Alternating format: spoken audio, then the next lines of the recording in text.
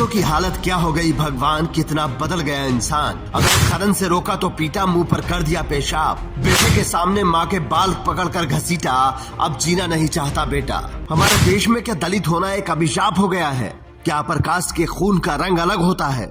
क्या एक खास जाति में पैदा होने से इंसान बड़ा हो जाता है? अगर ऐसा नहीं है तो बताइए, हरिओम वाल्मीकि की क्या गलती थी?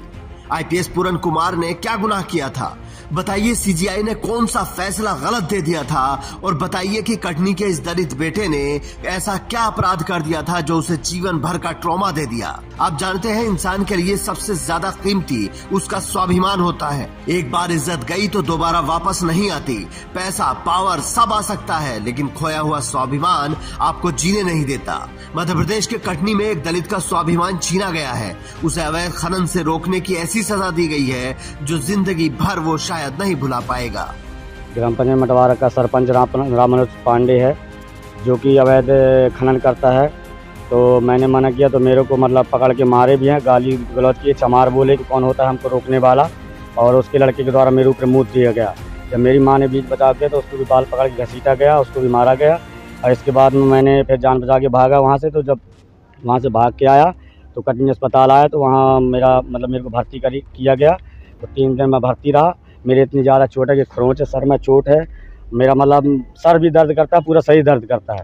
तो जब मेरी आज छुट्टी हुई वहाँ से, लेकिन सबसे ज़्यादा मेरे को तो अपमानित किया गया वहाँ पे। इतना ज़्यादा किया गया कि मेरे को खुद गाँव जाने में शर्म लगती है कि मैं अपनी आत्महत्या करूँ कि ना करूँ।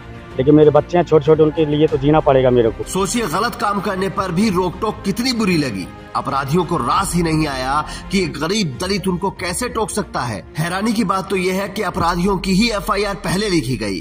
पीड़ित थाने में घूमता रहा लेकिन कुछ नहीं हुआ, तो उसने एसपी ऑफिस में आकर रिपोर्ट दर्ज कराई। तब जाकर मजलूम की एफआईआर लिखी गई। पुलिस की इस लापरवाही और दबंगों की दबंगई पर चंद्रशेखर आजाद गुस्से से लाल हो गए और उन्होंने परिवार से वीडियो कॉल पर बात की। इसके बाद चंद्रशेखर आजाद ने मध्य प्रदेश सरकार के सामने 2 मांगे रखी। पहली, सभी आतंकवादियों को तुरंत गिरफ्तार किया जाए और उन पर SC/ST एक्ट, हत्या के प्रयास और आपराधिक धमकी की धाराओं के तहत कठोर कार्रवाई की जाए।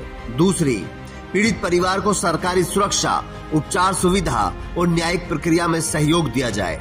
ग्राम पंचायत मटवारा का सरपंच राममनोज पांडे है, जो कि अवैध खनन करता है। तो मैंने मना किया तो मेरे को पकड़ के मारे भी हैं, गाली गलौज किए, चमार बोले कि कौन होता है हमको रोकने वाला। और उसके लड़के के द्वारा मेरे ऊपर मुँह दिया गया। जब मेरी माँ ने बीच बचा के तो उसको भी बाल पकड़ के घसीटा गया, उसको भी मारा गया।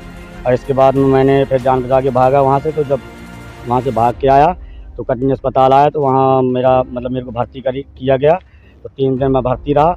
मेरे इतनी ज़्यादा चोट है कि खरोंच है, सर में चोट है। मेरा सर भी दर्द करता है, पूरा शरीर दर्द करता है। तो जब मेरी आज छुट्टी हुई वहाँ से, लेकिन सबसे ज़्यादा मेरे को तो अपमानित किया गया वहाँ पे। इतना ज़्यादा किया गया कि मेरे को खुद गाँव जाने में शर्म लगती है कि मैं अपनी आत्महत्या करूँ कि ना करूँ।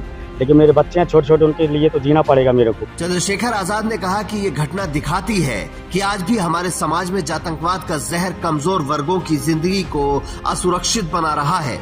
सोचिए, सिर्फ उस गरीब को पीटा ही नहीं गया, बल्कि उसकी माँ के सामने मुंह पर पेशाब किया गया और फिर उसी के सामने माँ को भी घसीटा गया, बेइज्जत किया गया। आप सोचकर देखिए, एक जवान बेटे के सामने कोई उसकी माँ पर हाथ उठाए, उसे बेइज्जत करे और वो कुछ ना कर पाए तो उसके दिल पर क्या बीतेगी।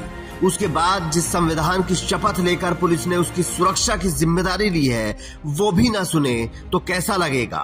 पुलिस ने तो अभी अपराधियों को सजा नहीं दी, लेकिन आप कमेंट में बताइए कि ऐसे आतंकवादियों को क्या सजा मिलनी चाहिए। Bureau report, Indian news.